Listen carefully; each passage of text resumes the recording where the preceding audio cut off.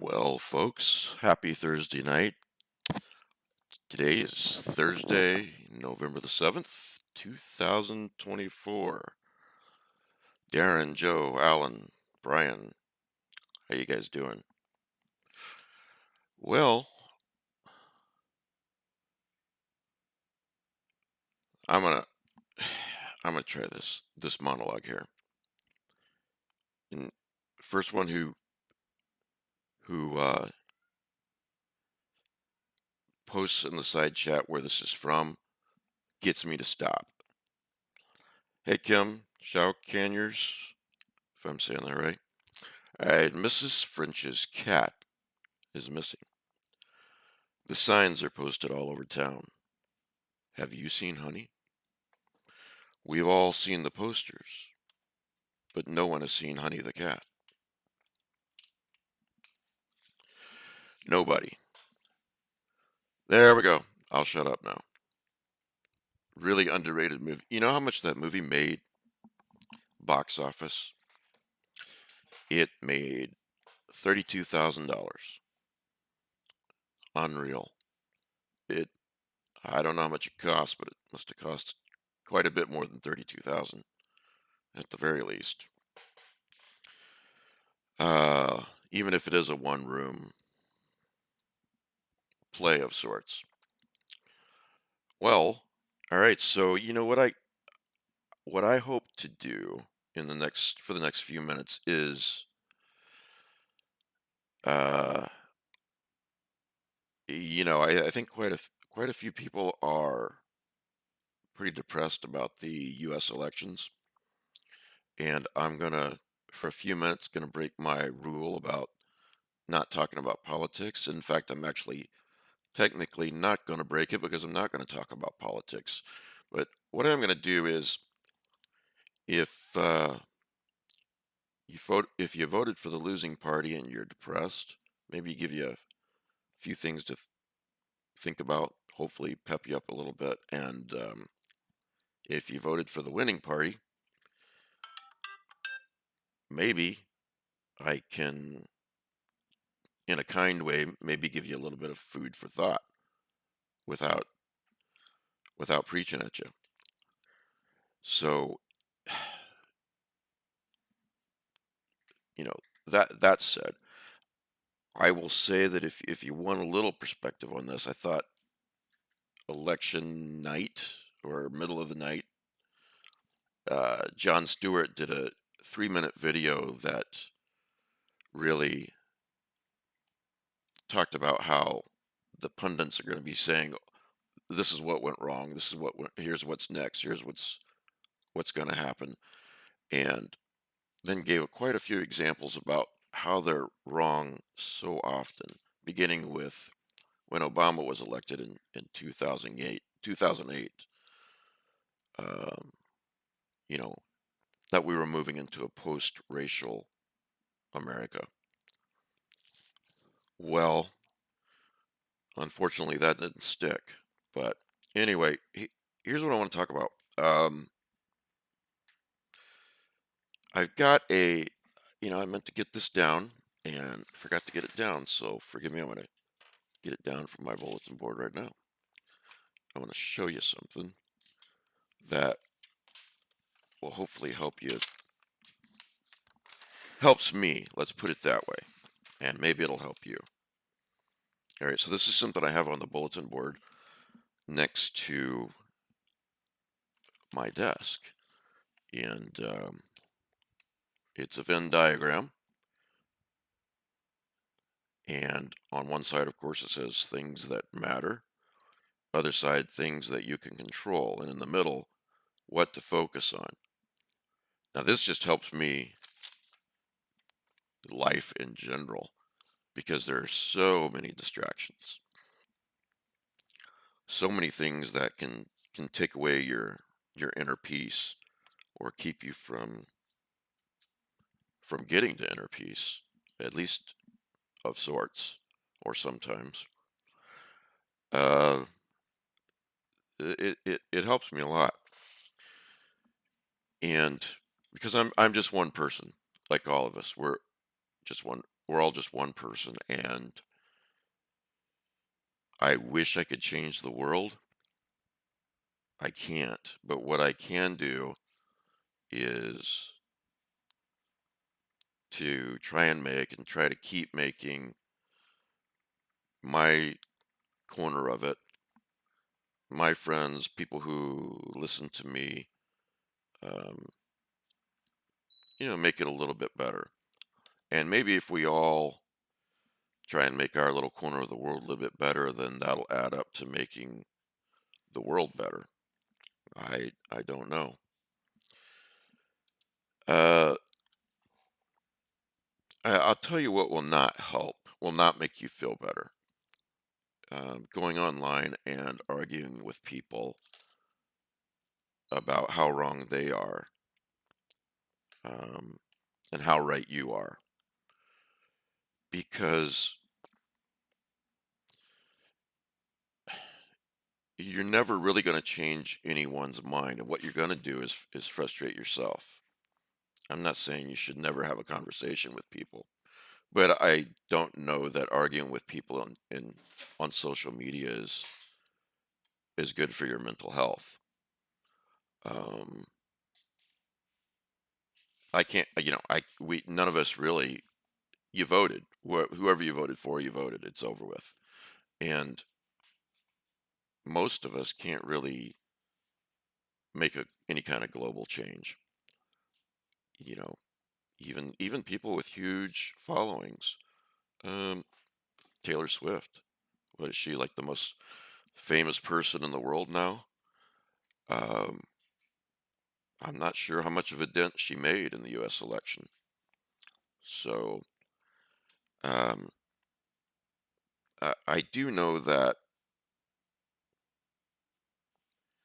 I grew up in a cult, and my parents should have known better. They were, boy, they were 32, 33 years old when they moved us there. And one of the things I learned after I left, after I turned 18, is that um, trying to talk to the people who were still there, I never could change anyone's mind. And gradually, as time went by, I understood that you're not going to talk anyone out of a cult mentality. You're not going to talk anyone out of a strong opinion. It's not to say that you shouldn't try, but you need to realize what you're up against. So, congratulations, Ben. You lost 100 pounds. Um, sure, you can celebrate by buying me something if you want to, man. That's great. Thank you. Now, seriously, congratulations. So, there's an example of change you can make for yourself, right? There's so little in life that we really have control over. What you do have control over mostly is not per se what happens, but how you react to it. And what happened in the election is not something I personally am happy about, but I do get to choose how I react to it, and I'm not going to react to it by um, spending all my time online and on social media trying to change everybody's mind and tell them how wrong they are and how right I am. Now, that's not the same thing as not speaking up against evil. I mean, when people are getting hurt, people are getting killed because of national policies. Yeah, we've got to say something, and I don't know how much good that'll do either. But I do know that the pendulum will swing back the other way sooner or later. So, there's that, and a lot of people are rightly scared about what does this mean for the future, not just for the country, but for the world, for NATO, for the FDA for health insurance. Um, I'm not going to list them all. You know what I'm talking about. I've had to learn to let go of having to know what's going to happen in the future, and I just have to tell myself that, and I have for a long time, that to just take it like it comes. Now, a lot of what I'm saying probably sounds pretty simple and common sense, but the thing about simplicity and common sense is that it's harder to put into effect that than most people than it's harder it's easier said than done is the best way to put it. Um, so if you're feeling down about things, I'm right there with you. But I've seen a lot of I've seen I don't look at social media too much, but the last couple of days I've scrolled through Facebook and so forth, and I've seen several people in my on my friends list uh, posting things like, "I might as well kill myself because there's no hope. Don't tell me not to." And I scroll past that, and I don't even know what to say. There, I think I tell you your feelings are wrong, but that seems a little. Uh, you're giving up right after the battle starts. So, uh, exactly 20 years ago, George W. Bush got reelected, and to a smaller degree, it was kind of like it is now. But the country was very divided. And I remember there was a young man. I should have looked this up beforehand, but I remember that there was a young man who was so upset about it that he went down to ground zero and committed suicide. And that didn't change a thing. All that poor guy did was throw his life away. Where would he be today if he hadn't done that? If he'd have just, given it another day, another week. Um, don't do that, please. Um, Seth, yeah, I I post things on social media. I don't really scroll through social media. I've done more of that in the last day or so than I've done probably in the last 6 months combined. And it's a funny thing about when you stop doom scrolling or just scrolling in general, your your peace of mind, uh, it makes for greater peace of mind. If you're the kind of person that you need drama, then I guess keep scrolling is all I can say. But it's not good for you. It really isn't. And I most of you guys have met me through social media. So it's not that social media is evil or I'm saying get off social media. I'm just saying it's kind of like alcohol, in moderation, right? A lot of things in moderation. And maybe these days in even far less than moderation. Uh, no, it's not, Andrew. It's not what your therapist wants right now. So, yeah, Ben, taking your life is not the answer. When Robin Williams committed suicide, uh, there were so many people who were so sad about that, obviously, and then there were some people who were really smug about it and you know saying things to the effect of what a selfish thing it is to do. So when I say don't throw your life away,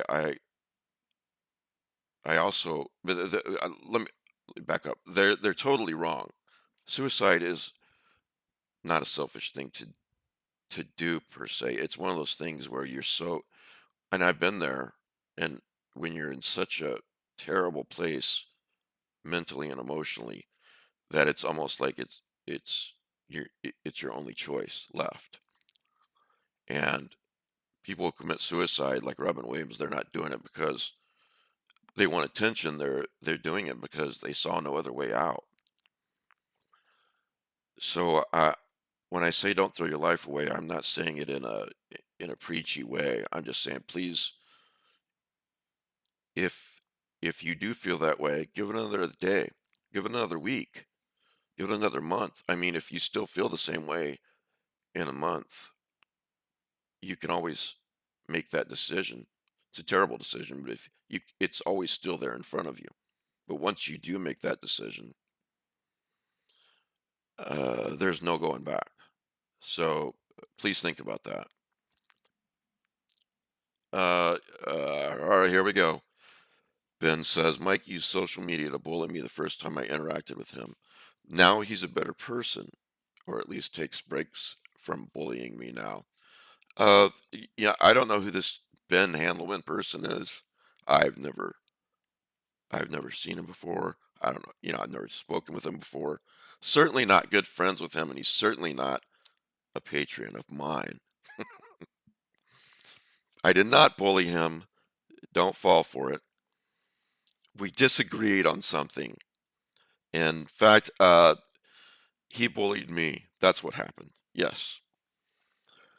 Um, anyway, I didn't even think I was going to talk about suicide, but I don't know. I don't let an election put you there, you know. Um,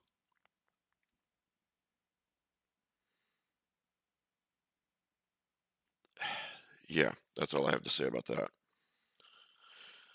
He did bully me over my COVID hair. That's very true, Brian. Thank you for remembering that. Um, so anyway,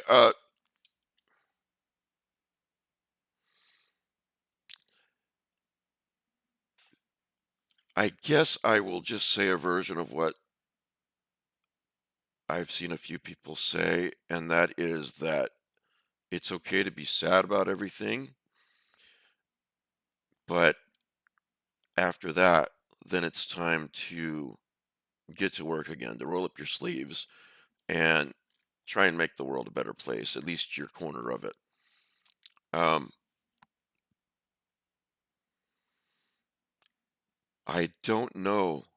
Again, I just don't know that any of us can change the world on a global on a large basis. Uh, Taylor Swift can't even do that, right? So you and I sure can't. But maybe we could all resolve, and we're in really uncertain times right now. We're in the Chinese curse of interesting times, and maybe it will help you as it helps me if you resolve to do whatever you can to make your corner of the world better. Your friends, your family, um, your coworkers, make it better. My son went to the doctor today, had a doctor's appointment, and we live in Texas, so there you go. In the waiting room, he walked in, and some elderly lady was saying, "Thank God that Trump won. We defeated evil." Well, that's a good example. What could someone say to that woman to change her mind? Anything at all? Anything? No.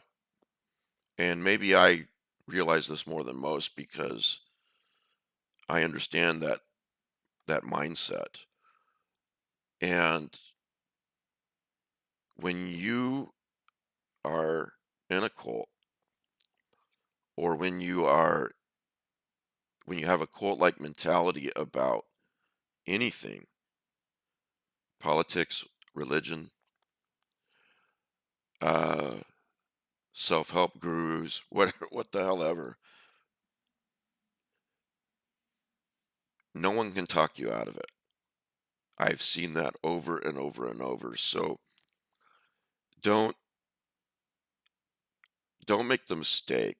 I'm asking you guys not to make the mistake of getting in fights and getting to arguments with people whose minds you're not going to change anyway. We all have a limited amount of energy, right? And time. Maybe spend your energy and your time into something that will make a difference in the world around you, in your corner of the world. So my son said nothing, and rightly so. If he had said something, nothing would have changed. But, you know, what can he change? You walk out the door and you smile at somebody who's having a bad day, and maybe you just make their day just a little bit brighter. That's the kind of thing I'm talking about. And when the other side is doing they're doing things to hurt and to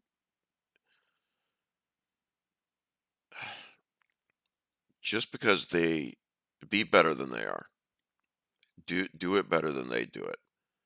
And I'm going to repeat something that I repeat a lot from one of my favorite TV shows. If nothing we do matters, then all that matters is what we do, because that's all there is, what we do now today. And it's not about a reward.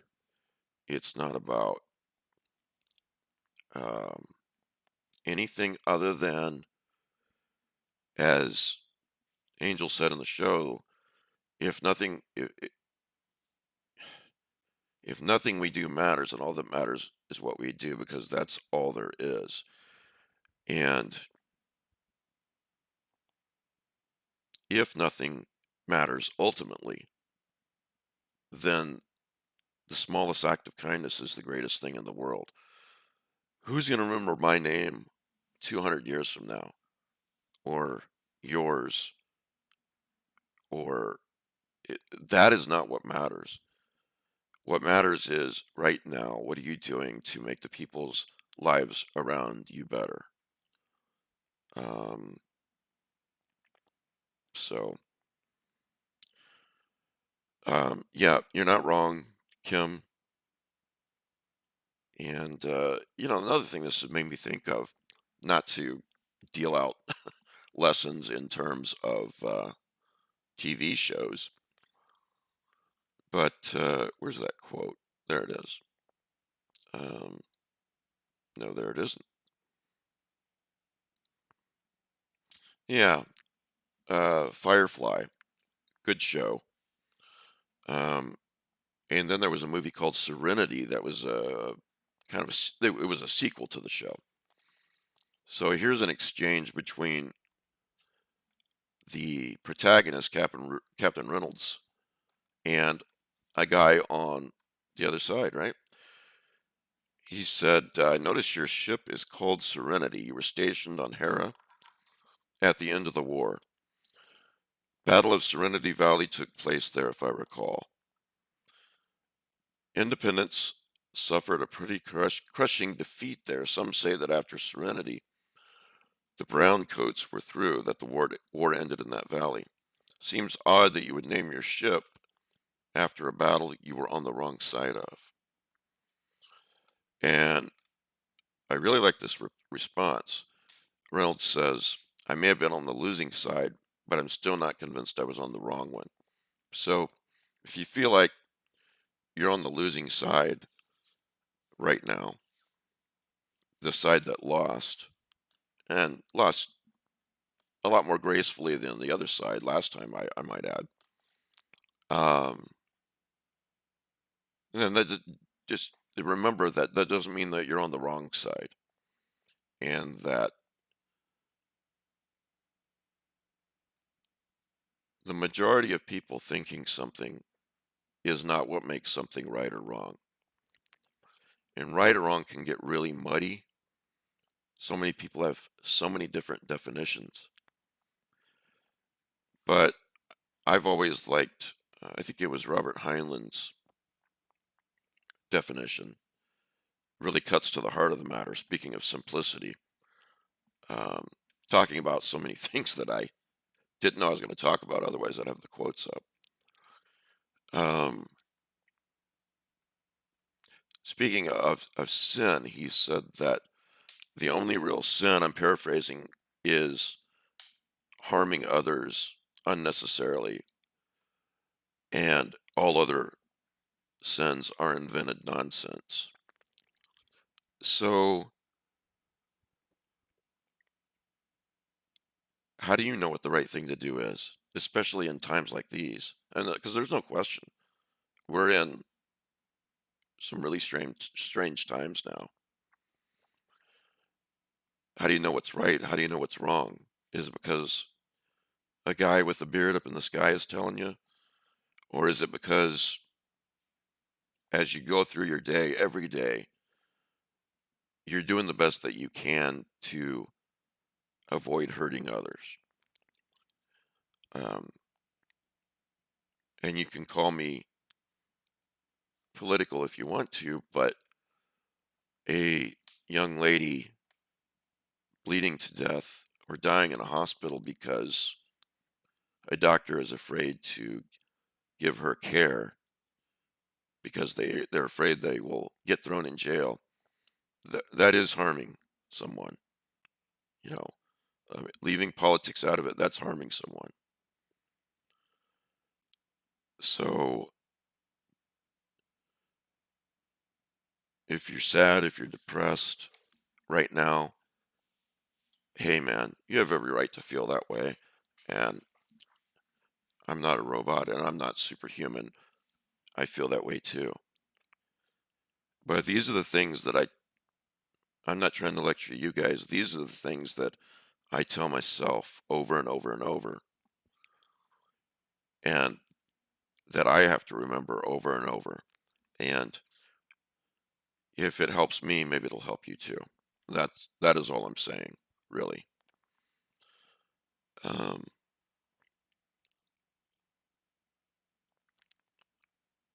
Forgot to get my glass of water too, so my voice is getting worse and worse. Now, to go a little bit cynical on you, here's a quote from a series that I like, Matthew Scudder series by Lawrence Block. Very introspective character and given to melancholy, for sure. Um, it was easy to read the paper each day and conclude that humanity was infinitely worse than ever, that the world was going to hell and that hell was where we belonged. Then, when I read about men and women killing each other centuries ago for pennies or for love, I could tell myself that we weren't getting worse after all, that we were as good as we'd ever been. On other nights, that same revelation brought not reassurance, but despair. We had been ever thus. We were not getting better. We would never get better. Anyone along the way who died for our sins had died for nothing. We had more sins in reserve. We had a supply that would last for all eternity. And I quote that because I'm not a Pollyanna. I'm a very melancholy person in a lot of ways, and I always have been. And I don't have a I don't have a high opinion of humanity in general. But it's like in uh, Men in Black, what Tommy Lee Jones' character says to, hell, I can't think of the other act, Will Smith's character. When Will Smith says, about aliens and all that stuff, you can tell people about it. People are smart. And Tommy Lee Jones responds, A person is smart or can be smart. People are dumb. And I do believe that is true so much of the time.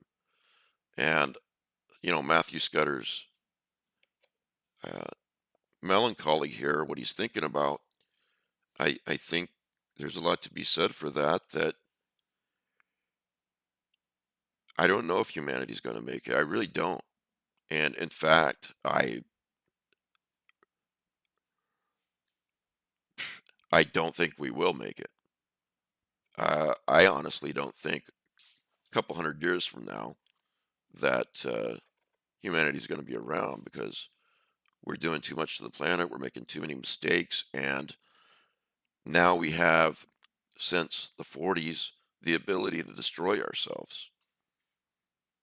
And it sure doesn't help if the most powerful person in the world is given that ability on a whim,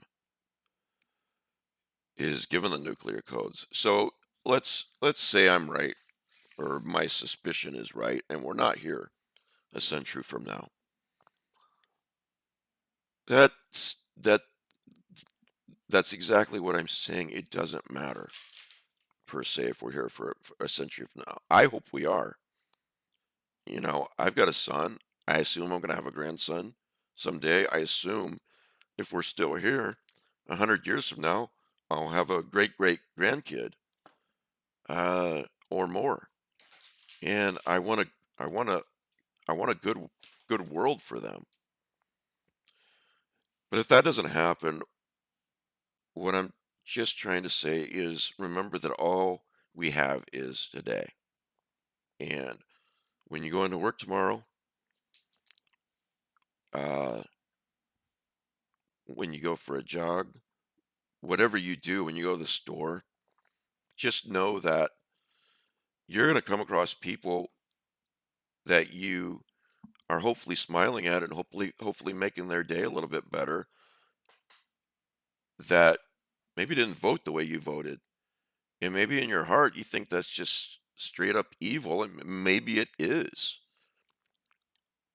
I don't know, but I do know that I'm going to keep trying my best to make the world around me a better place. And I hope that you will hold on to that too.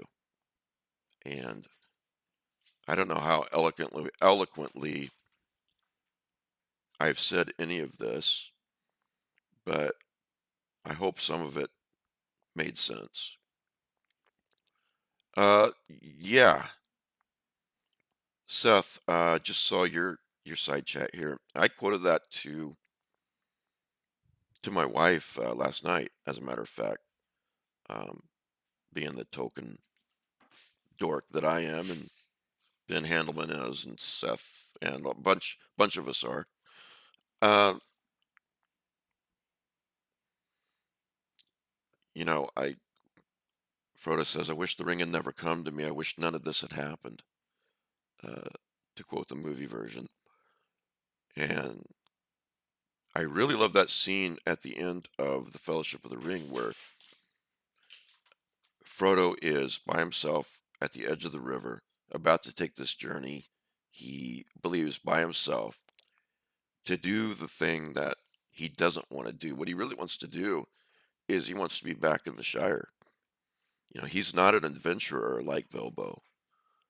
When Tolkien wrote the Lord of the Rings, he one of the things I've read is that he thought about using Bilbo again, the protagonist of The Hobbit, in the Lord of the Rings, but he didn't because Bilbo, at his heart, for a Hobbit at least, was an adventurer. You know, he he wanted to go out and wander. Frodo didn't. He wanted to stay home. Um, he was in love with the Shire, and so he's at the end of the Fellowship of the Ring. Frodo is standing at the edge of the river, and he's about to do what he doesn't want to do, but he knows it's the right thing to do. And he thinks of what he said to Gandalf: "I wish the ring had never come to me. I wish none of this had happened."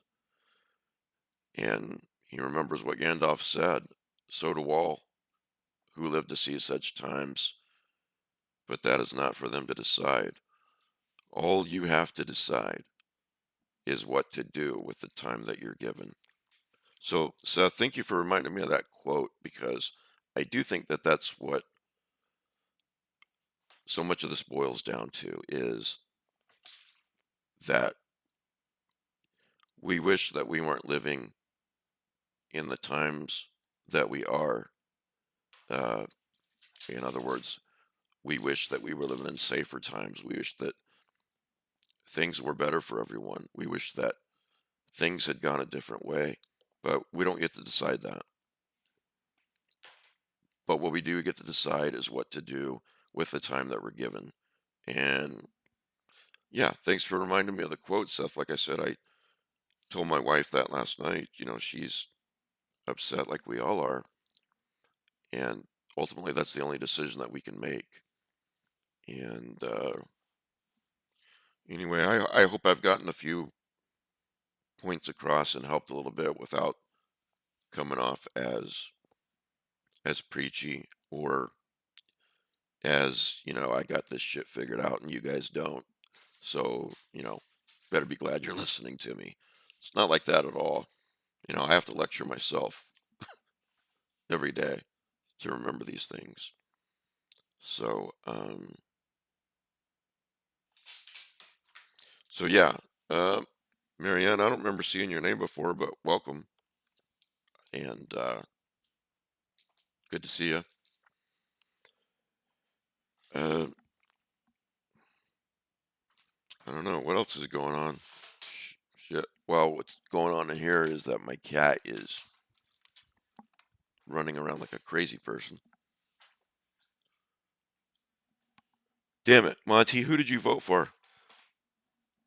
All right, all right, good. Um, and yeah, I don't think most of my followers are people who voted for Trump, but if you did, uh, I'm not. I hope that I've said a few things that make sense to you, and maybe give it a look. Maybe it's a little bit food for thought. Um, I want to go back to this.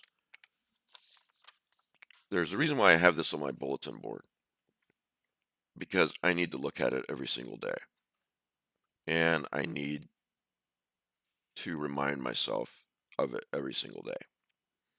So just hey, print this off of the internet yourself. You can do that. That's just what I did, and put it on your bulletin board. Put it in front of put it on your desk, whatever, and focus on that little bit in the middle there. There is so much out there that matters. So many things in this world matter. Um, but very few things that we can control. So, yeah, I know you're joking, Benjamin, but I guess I mean focus in the sense of it matters to you, it matters to what you think, what's right, you know. And yeah, I can't control Monty or Jupiter either. By the way, to switch to the topic of cats, um, Monty is so much bigger than Jupiter. To recap, Monty is my new office cat. If you're new, I call it the Bookhouse from Twin Peaks. Um, I was just talking about you. Hi. On cue. Did you see that? Wow. Um,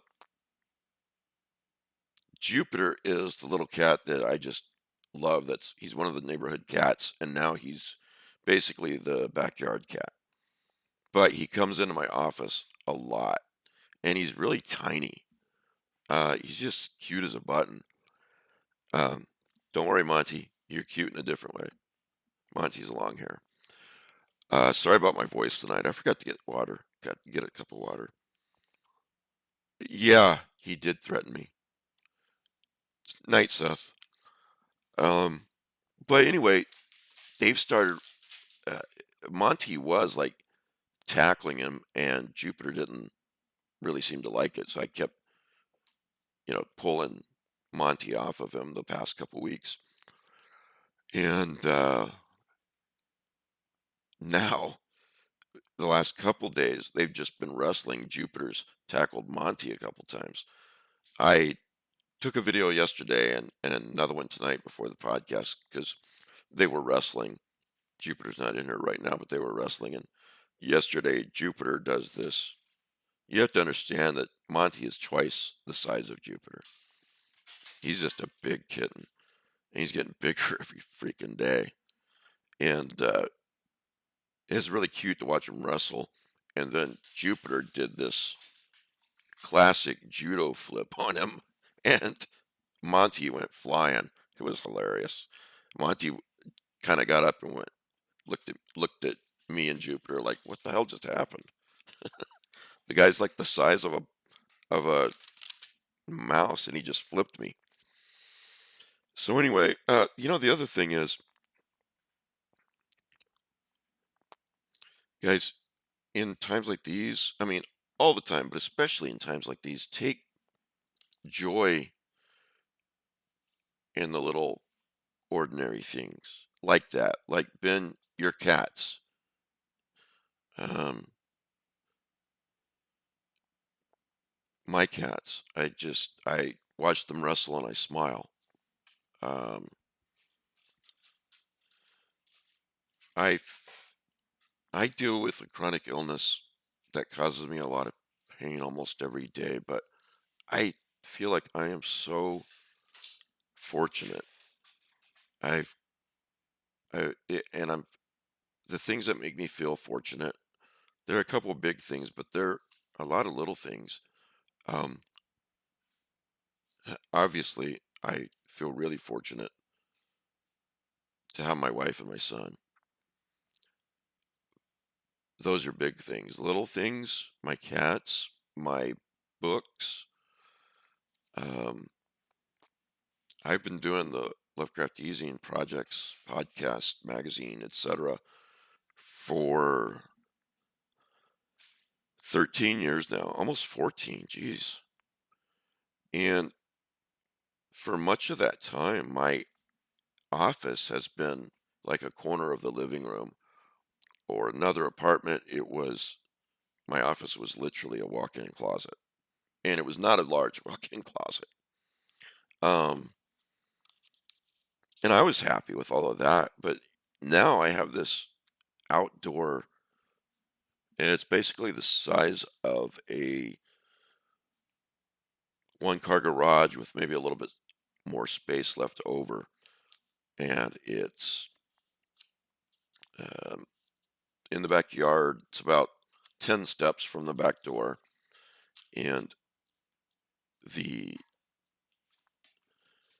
the owner finished it, put in AC, heat, um, electricity, obviously, and I just feel like, man, this is my bat cave. Um, anyway, that's just something that makes me feel really fortunate. So, I mean, look around your life. What are the things, the little things, the big things that make you feel lucky? Uh, yeah, Jeff, that's exactly what we're talking about. Um, gratitude, and not gratitude in this preachy sense, but gratitude as in gratitude really can help make you happy because wherever you focus is what becomes your world. And if you're focusing on everything that's wrong, it's hard to be grateful. So, uh, again, none of this is lecturing, but what happened was after I turned 18 and left the cult, I was understandably extremely depressed, and I considered suicide just multiple times. I mean, multiple. I would be driving down the highway or a road, and I would think all I got to do is put the pedal to the metal, and that telephone pole, you know, up there, plow into that without my seatbelt, and then all of this pain is over with. And I got to the point where I've been a reader my whole life, so I got to I which convinced me growing up that if whatever questions are out there, the answer is somewhere in a book, somewhere. And so I thought, I don't know what to do.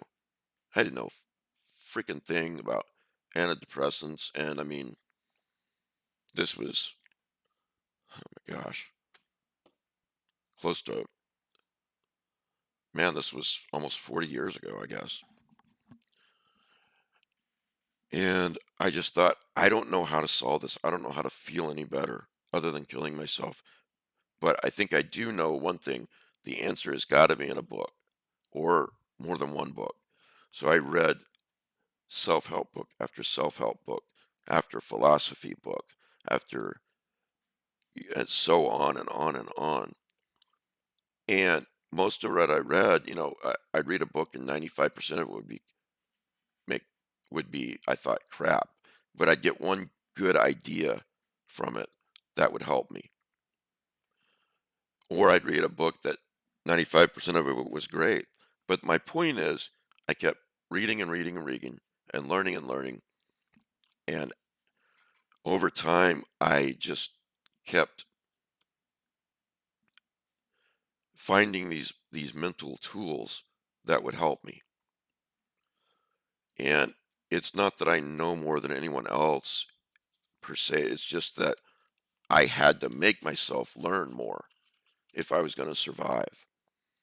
Whereas maybe somebody who didn't grow up the way I didn't feel the need to put themselves through those kinds of paces because the need wasn't there. So, and I haven't stopped doing that. And after all this time, I just I feel like what I know, I want to pass it on. And everybody listening to me, there's probably things that you know that I don't that could help me. You know, um, but that's where all of this comes from. Um, so yeah, that is one of the things I learned, Alan. Alan says about lacking persistence is that when it comes to goals and so forth, and so much, persistence is the number one thing. Never giving up. In fact, I've said since before if you ask my son or my wife, what's the Davis family motto? It's never give up.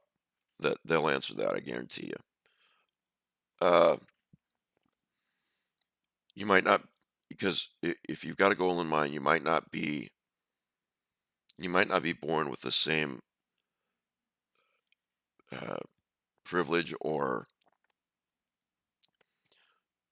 in the same. You might. Let me put it to you another way. You might not have been dealt the best deck of cards or hand of cards, and but if you have a goal and you just keep if you keep how do I want to phrase this? If you've got a goal, then you're going to do a lot of things wrong and a lot of things right. If you learn to discard in order to reach that goal, if you learn to discard what you're doing wrong, what's not advancing you to that goal, and if you keep learning to add to what you're doing right, then as long as you don't give up, as long as you're persistent, then you're going to reach that goal. So, um, yeah, and I've been thinking about you, Andrew, and I've been thinking about you, Alan, because I'm about to finish up here because I know everybody wants to go to bed. Uh, my son's nervous enough about what's happened in the last few days in our country, and he's a male. He's a white male. I was thinking when we were having that conversation, I was thinking about parents with daughters like Alan and Andrew, and I said to Danielle, I said, what kind of conversation, what kind of things can these poor young ladies be thinking after what happened? Um, that here we thought that Harris would be the first female president, and it didn't happen. And I know I don't have a daughter, so I have nothing to input there except to say that um, I've been thinking about you guys, and I've been thinking about your daughters, and um, I hope you guys are as okay as you can be under the circumstances. So, so anyway, thanks guys for listening to me. I hope I made your night a little bit better, and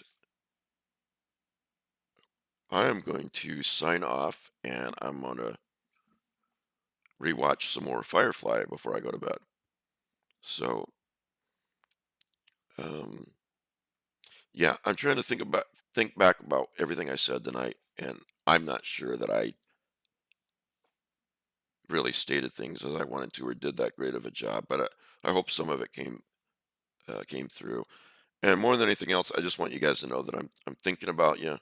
I'm glad that you're in my circle of friends, and um, email me anytime if you need to chat or if you're feeling down. I'm here.